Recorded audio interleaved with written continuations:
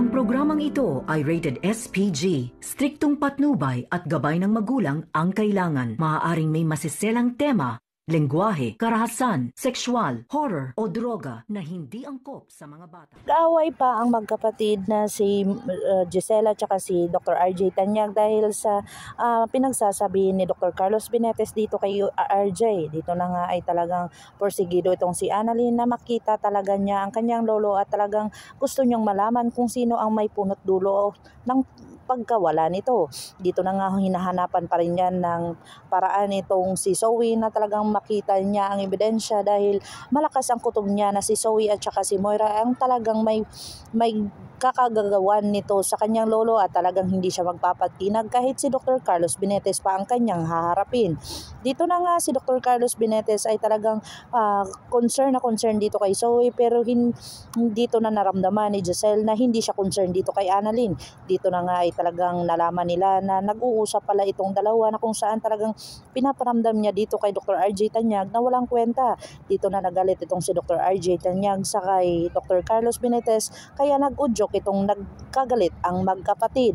Pero hindi ito nagpapatinag at talagang nanghingi ng pasensya itong si Dr. RJ Tanyag dahil nasampal siya ni Giselle. Dito na nga ay hindi na papayag si Giselle na mawala ang kanyang papa dahil wala na nga ang kanyang anak at mawawala pa rin ang kanyang papa ay hindi na siya papayag dahil mag-isa na lang siya. Sinabi dito ni Dr. RJ Tanyag na hindi niya ito pababayaan si Giselle dahil kapatid niya ito at talagang naging okay na sila dahil kailangan nilang maging okay para makita nila at malaman talaga kung sino ang kumuha ng kanilang papa. Dito na talagang lumapit itong si Moira at saka si Zoe. Dito na nagkunwari na talagang nagbait-baitan na sila kung saan sinabi na ni Zoe dito na talagang aaminin na niya dito kay Dr. RJ Tanyag at saka kay Giselle.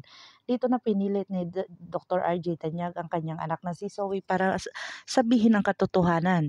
Dito na kaya maniniwala si Dr. RJ Tanyag sa mga sinasabi o talagang ginagawa nila ni Moira at saka ni Zoe na pang-iiwas dito para hindi sila ang masabing sila ang kumuha dito kay Don Pepe o talagang